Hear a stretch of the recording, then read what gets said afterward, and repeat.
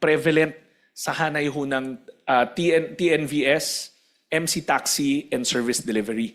Kasi for so many reasons, we found out that they were adding more to what's allowed na cap. May mga itinago sa amin initially. That's why you were getting reports na maraming na disenfranchise. So we're getting to the bottom of it. In fact, we started a more aggressive approach of sitting down with the TNCs together with LTFRB and DICT to do a clean room where we really sanitize the data one by one. Rest assured, Mr. Chairman, na tatapusin ho namin tong first round na to. And this first round, kaya ho namin to minamanual because nga we need to know our clients. We need to validate, we need to verify. We need to know totoong tao ba tong pinag-uusapan at driver ba yung taong pinag-uusapan. Kasi the last thing we need now are payouts being done to ghost riders or shadow drivers, whatever you want to call them.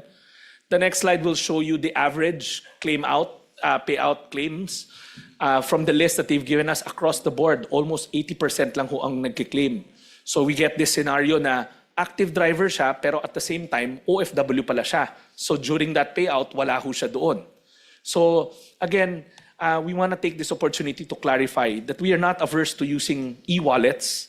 In fact, we are ready with GCash if there will be a second round to use them already. Ngayon na na-validate na at na-verify na namin yung mga listahan.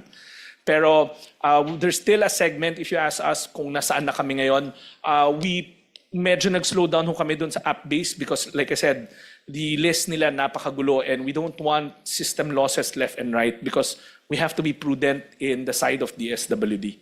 Mr. Chairman, I believe that's the last slide. That's for the vulnerable sector, the public utility drivers. And rest assured that the department is already working with DepDev together with PSA on the next pivot, looking at the other vulnerable sectors in a household level. Thank you, Mr. Chairman. Thank you. We'll listen to DOTR. Senator Marcoleta has a few questions to raise. Secrex, naintindihan ko yung mga ghost drivers mo eh. Kasi naintindihan namin ni Chair yung mga ghost flood controls din eh. Marami talaga yan. Yung encoding errors mo, naintindihan din namin yun.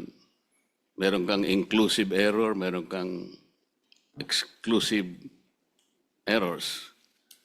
Kaya alam namin, pinagsasakitan mo talaga na may screen mo para yung mga beneficiaries talagang tao at hindi masayang ang pera ng gobyerno.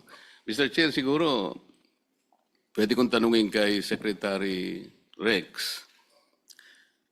Meron po kaming panukalang batas talaga yan. Ito talaga ang dapat nating isulong na para sa ganun itong mga encoding errors na to, exclusive and inclusive errors, ghost drivers, and everything, mawala ito eh. Yung sinasabi ko pong bill namin ay yung lahat ng pamilya na gumagamit at least 200 kilowatt hours per month.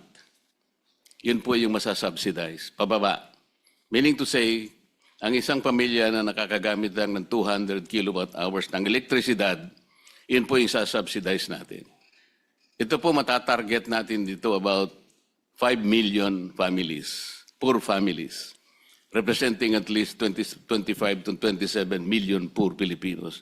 Maliwanag to na diretsong-diretso sa pamilya, palagay ko hindi makukurap sapagkat direkta niyang nakuha yung subsidy per month. Let's suppose that the monetary value of 200 kilowatt hours per month is 2,500. So that targeted family will be able to save 2,500 pesos per month as long as ang nagagamit po niya is 200 kilowatt hours per month.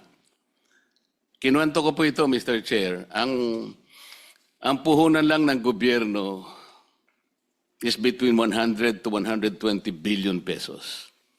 Ngayon po, pagsama-samahin natin ang AIX, TUPAD, MAIPIP, at kung ano-ano pang subsidy ang binibigay natin, it's nowhere between 400 to 600 billion pesos. Pero kagaya nga po nung sinabi nyo kanina, ang dami pong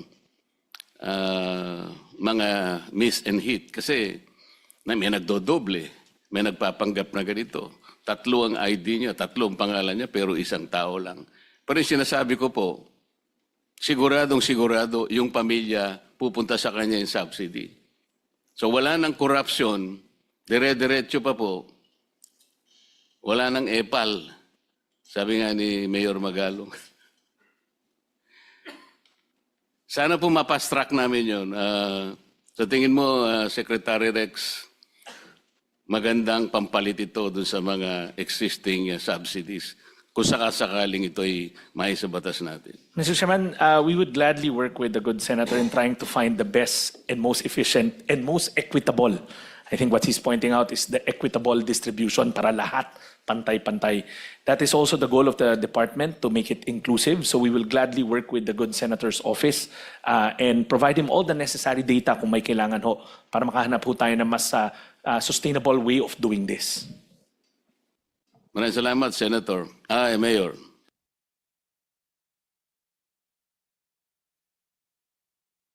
Secretary, nalilito na ako sa iyo eh. Dating mayor. Kasi Mr. Chair, at sa tagal naman ng kasama ko siya, mayor ng Valenzuela, congressman ng matagal na panahon. Ngayon, secretary. Pasensya ka na kung natawag kitang senator. Thank you, Mr. Chair. Thank you. Thank you, Senator Marcoleta. We go to DOTR. Thank you, Mr. Chair. On behalf of Secretary Giovanni Banoy Lopez, we would like to present the initiatives of the Department of Transportation in view of the continued increase in fuel prices. Next slide, please.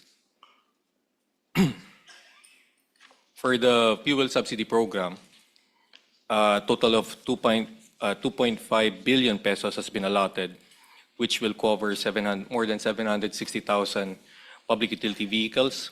As of April 28, more than 1.4 billion pesos of fuel subsidies have been disbursed to drivers and operators alike of public utility vehicles. With regard to the net service contracting program, a total of 12,119 public utility vehicle units have been enrolled and plying their routes now under the program, catering to 598 routes nationwide, which have served more than 4.4 million passengers and more than 110 million pesos disbursed. Meanwhile, to increase the take-home net pay of TNBS and MC taxi drivers, the department, together with the LTFRB,